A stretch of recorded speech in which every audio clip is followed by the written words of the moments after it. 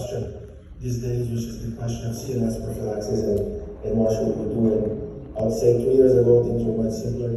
Now they're more complicated. But overall, as you mentioned, actually a couple of years ago, then we had several studies, retrospective studies, showing that CNS prophylaxis may not be as effective as we thought it was before. Actually, there was no benefit, essentially, with using of CNS prophylaxis, either if it's intrathecal methotrexate or high-dose methotrexate. So most of us have been moving away from doing or worrying too much about CNS prophylaxis, just because of the lack of benefit. I still consider CNS prophylaxis in those cases that are more clear-cut, or those situations that have a much higher risk of CNS relapse or involvement, such as patients with testicular involvement or renal involvement, breast involvement, with lymphoma that have the highest risk of CNS relapse in the past. Now, we tend to use IV methotrexate when we're using CNS prophylaxis. Sometimes we do fall back on IT methotrexate, but again, it used to be simple in the past. Now it's complicated because it doesn't look like either option is better than the other. And as you know, intrathecal methotrexate is a lot more convenient than IV high-dose methotrexate with inpatient stays and so on. So I don't have a short answer, but I still consider prophylaxis in those high-risk patients.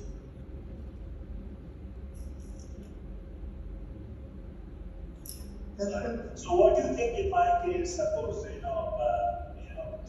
double hit or something, gray area type or not specifying, I think you will consider no therapy.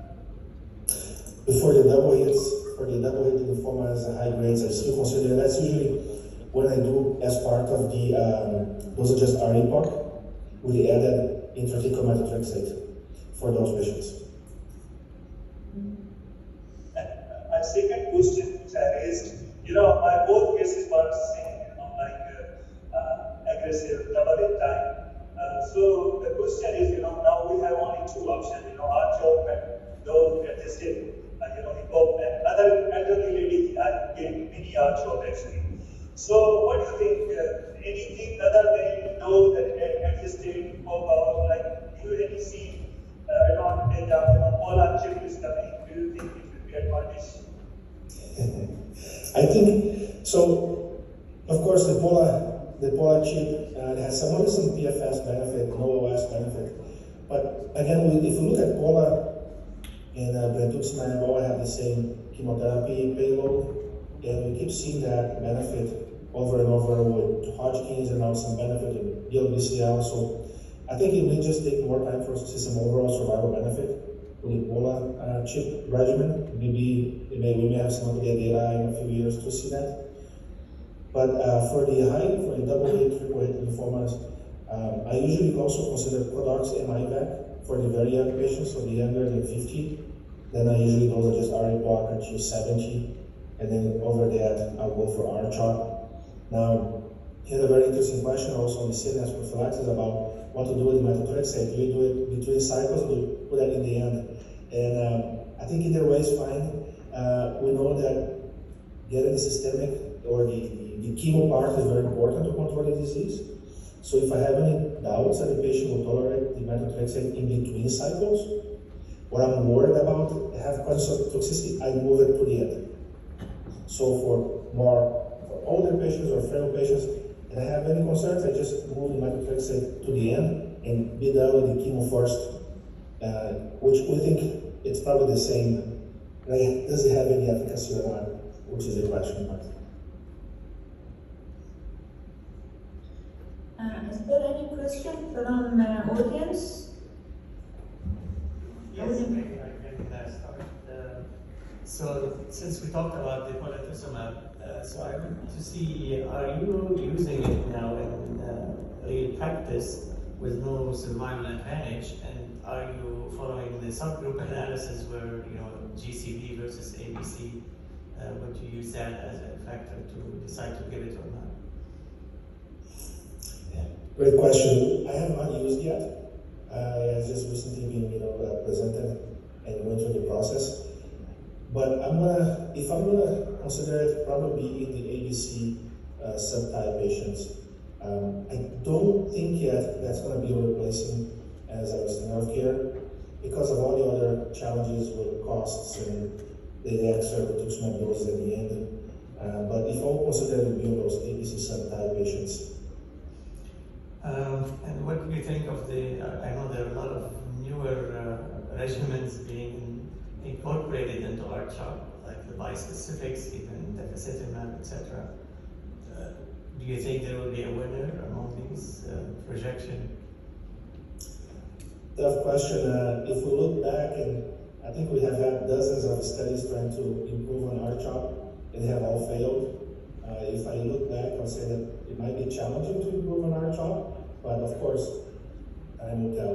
I mean, of course, Tafa-Len, R-CHOP, we'll have to see. It's just that it has been very challenging the last more than 10 years to improve in R-CHOP. It still remains probably a solid background for those patients.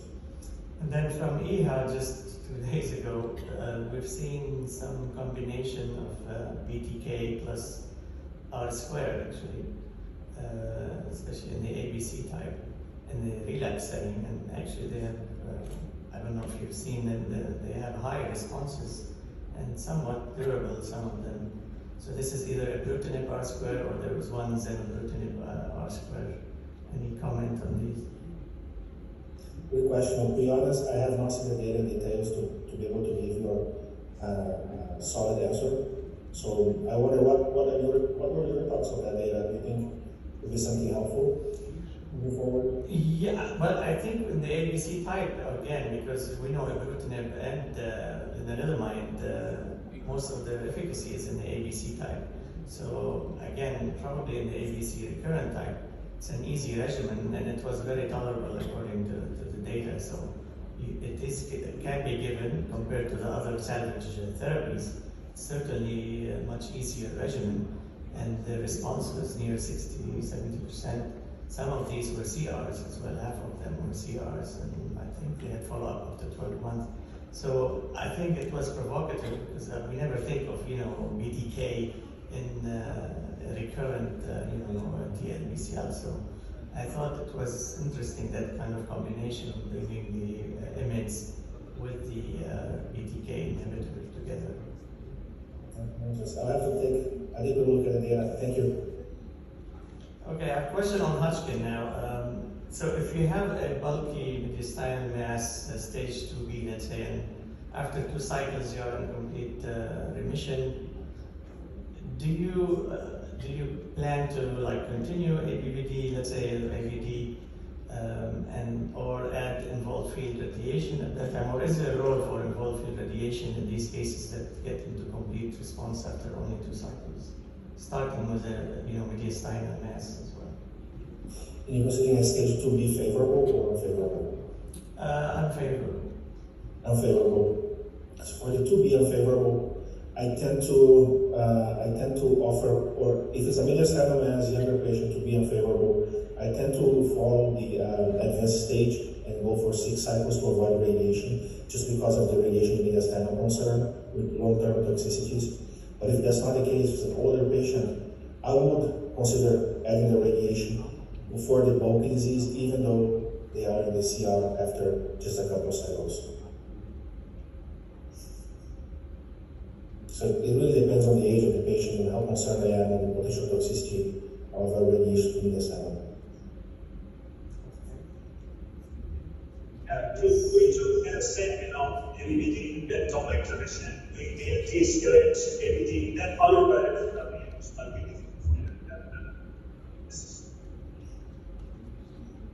I think I didn't understand that. I said yes, we do something as per NCCN guideline. When you complete remission, you have to de-escalate, then radiation therapy is approved because of bulky disease. So 2 ABVD and 4 ABD, and then followed by radiation. Yes, because the bulk disease at the beginning, if they have bulk disease at the beginning, I think about they're going to get radiation at the end. But as I'm treating them as an advanced stage. And I believe the RAPID study, which you look at 3 cycles of ABVD, and plus or minus one cycle with radiation or not, didn't show significant overall survival benefit. So it depends on, if on younger patients, I try to avoid radiation as much as possible. Any What other? you have, so it's okay, yes, please. Yeah, sure. No, I was asking if there was any other questions. I had a question on the Athera trial. So if the salvage regimen did include BV and it's a higher risk patient, would you routinely give maintenance BV afterwards? Well, it's a tough question because it really depends on the patient characteristics. I would take it case by case and on a routine basis. But the Athera trial did show some benefit on those high risk patients, so that would be the ones that I would be targeting the most.